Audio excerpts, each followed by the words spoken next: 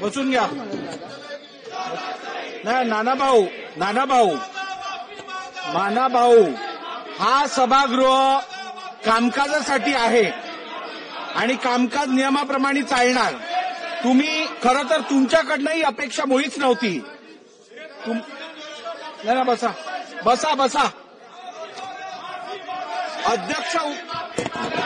अध्यक्ष बोलायला उभे राहिले असताना असं वागणं तुम्हाला जर शोभत असेल तर मला काय म्हणायचं नाहीये पुढे. खरं तर नानाभाऊ पटोले या सभागृहाचे माजी अध्यक्ष राहिलेले आहेत. ते अध्यक्ष असताना या सभागृहात राजदंडाला स्पर्श केल्यानंतर काय कारवाई करावी या संदर्भातलं रुलिंग झालेलं.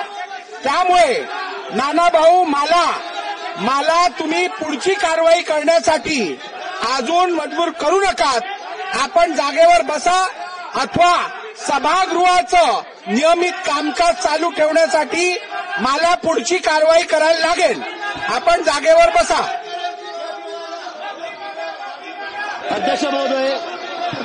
अध्यक्ष महोदय, एखाद्या विषयावर भावना व्यक्त करणं वेगळी गोष्ट आहे आणि थेट अध्यक्षांवर धावून जाणं हे अशोभनीय आहे. अशा प्रकारे अध्यक्षांवर जणू काही अध्यक्षच दोषी आहेत अशा पद्धतीनं अध्यक्षांवर धावून जाणं हे या सभागृहात आम्ही पहिल्यांदा पाहतोय. लोक वर गेले नाही तसं नाहीये, पण ही पद्धत कुठली आहे की अध्यक्षांच्या अंगावर धावून जायचं? ही पद्धत योग्य नाही, अतिशय अयोग्य पद्धत आहे. अध्यक्ष महोदय, नानाभाऊ हे स्वतः अध्यक्ष राहिले आहेत. अध्यक्ष राहिलेल्या व्यक्तीने अशा प्रकारे अध्यक्षाच्या अंगावर धावून जाणं हे योग्य नाहीये. नानाभाऊंनी माफी मागितली पाहिजे असं माझं मत आहे. नानाभाऊंनी माफी मागितली पाहिजे, त्यांनी माफी मागितली पाहिजे. अध्यक्ष महोदय, काय चाललंय तुम्ही खाली उठा. हे चुकीचं आहे. तुम्ही खाली बसा.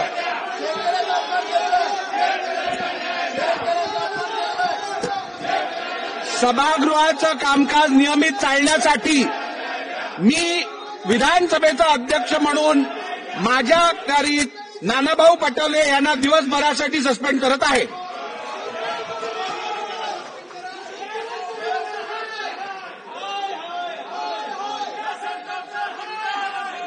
चला पुढे घ्या.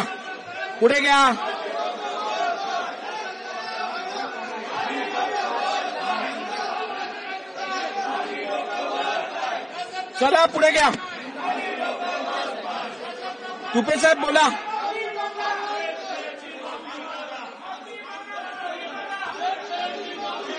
अध्यक्ष महोदय, मी आपल्या मार्फत अतिशय गंभीर आणि संवेदनशील विषयाकडे सभागृहाचं आदरणीय मुख्यमंत्र्यांचं आणि उपमुख्यमंत्र्यांचं सभागृहात. चला बसा. नानाभाऊ हे योग्य नाही. चला तुपे साहेब.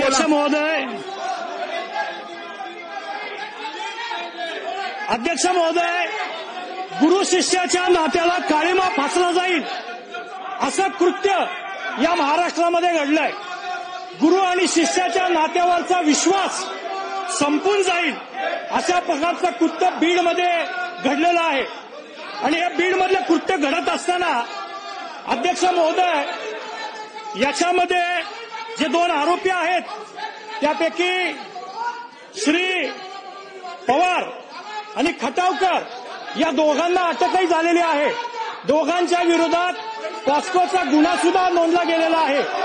परंतु या प्रकरणाची सखोल चौकशी व्हावी.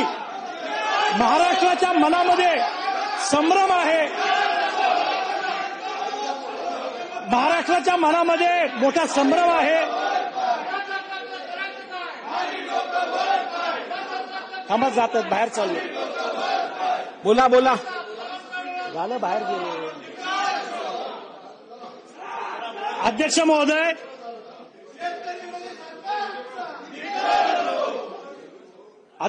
अतिशय गंभीर आणि संवेदनशील विषयाकडे मी आपल्या मार्फत सभागृहाचं लक्ष वेधू इच्छितो.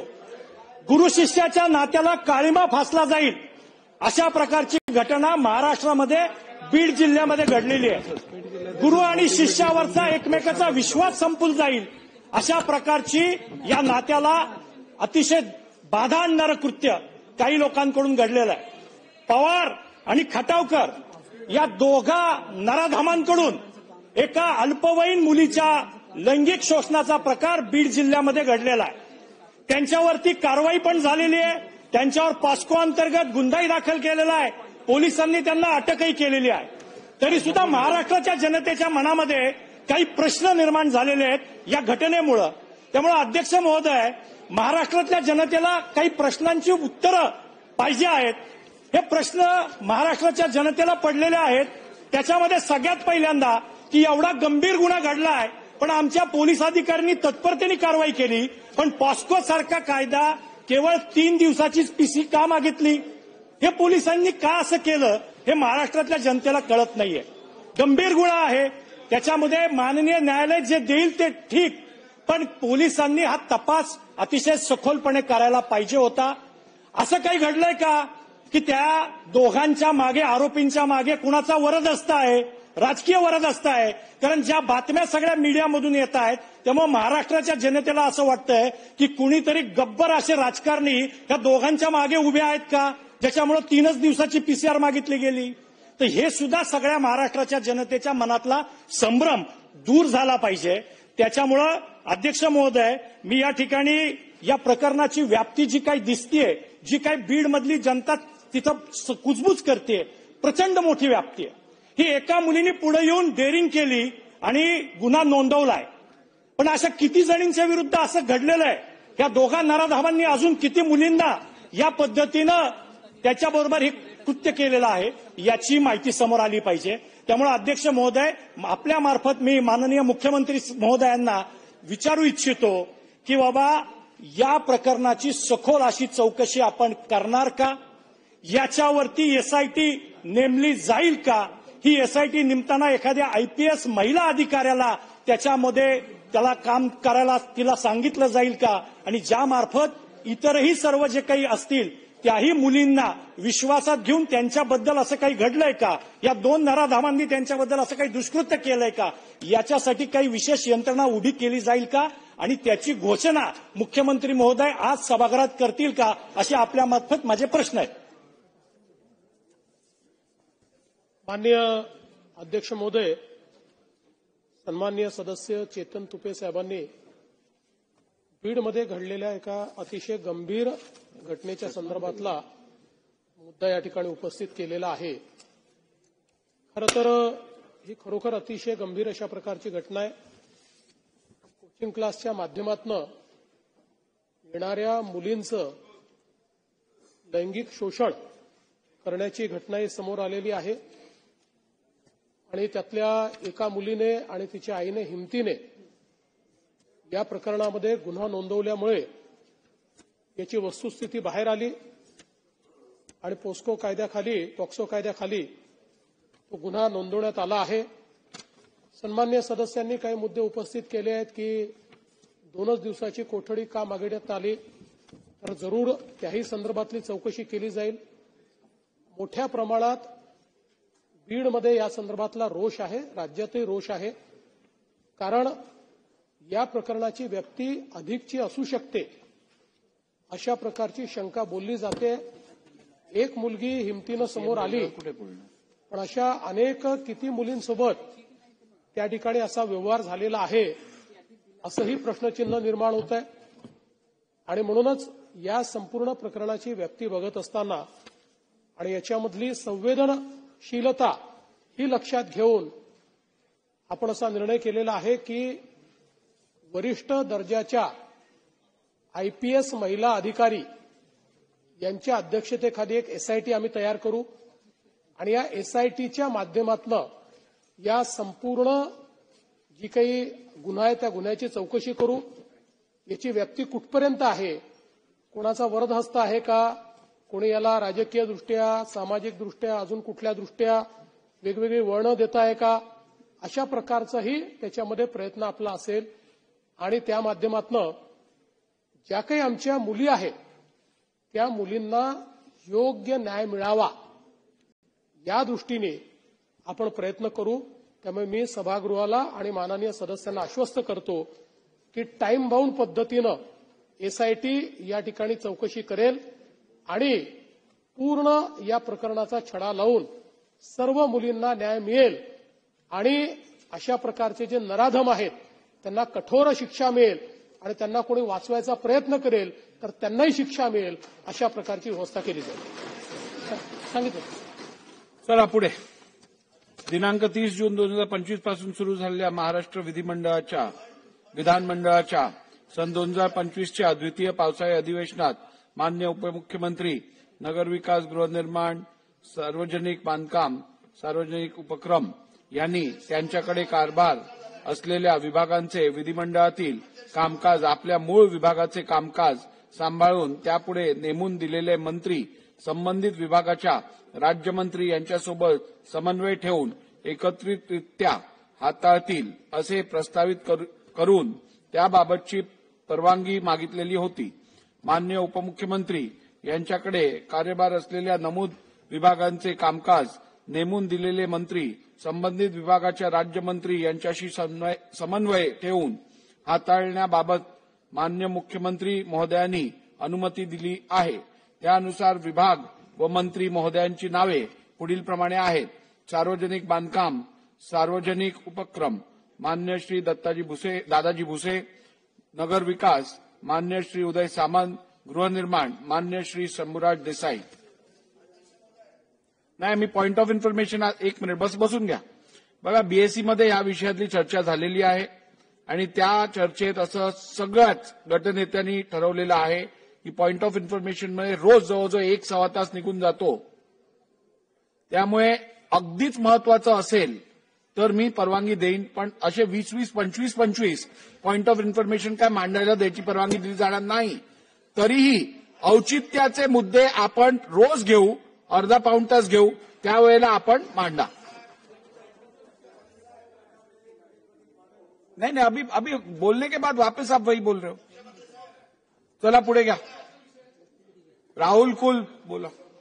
महोदय, काल माझ्या मतदारसंघामध्ये पंढरपूर व देवदर्शनासाठी निघालेल्या पुणे जिल्ह्यातील वारकरी भजनी मंडळाच्या प्रवासादरम्यान स्वामी चिंचोली तालुका दौंड या परिसरामध्ये कोयत्याचा धाक दाखवून डोळ्यामध्ये मिरचीची पूड फेकून महिलांच्या अंगावरील सुमारे 1.5 लाख रुपयाचे दागिने व सोनं काढून घेतलं व त्यांच्या समोर असणाऱ्या युवतीला बाजूला नेऊन त्याच्यावर अतिप्रसंग करण्याचा प्रयत्न चोरट्यांनी केला असल्याची प्राथमिक माहिती मिळालेली आहे. याच्यामध्ये घडलेली घटना अतिशय दुर्दैवी, धक्कादायक आणि मानवतेला काळिमा फासणारी आहे. या अमानवी कृत्याचा मी प्रथमतः जाहीर निषेध करतो आणि संबंधित आरोपींना लवकरात लवकर अटक करावी आणि त्यांच्या विरोधात कठोर कारवाई करावी व सदर खटला सुद्धा फास्ट ट्रॅक कोर्टामध्ये चालवावा अशा प्रकारची विनंती आपल्या माध्यमातून करत असताना याच्यामध्ये खरं तर तक्रारदार मी परवानगी देणार नाही, आपण खाली बसा. पोलिसांनी त्याच्यामध्ये पुढाकार घेऊन तक्रार नोंदवून घेतली ही सुद्धा अतिशय उल्लेखनीय बाब आहे. आणि तुमचा तालुका महाराष्ट्रात आहे, त्यामुळे बसा. गुन्हेगारीला आळा घालण्यासाठी जादाच्या पोलीस स्टेशनची जी मागणी आहे ती पण पूर्ण करावी अशी आपल्या माध्यमातून विनंती करतो. चला, लक्षवेधी क्रमांक 1 कोण आहे? चला, लक्षवेधी क्रमांक 2 त्यामध्ये 2चं उत्तर नाही. दोन पुढे ढकलली आहे.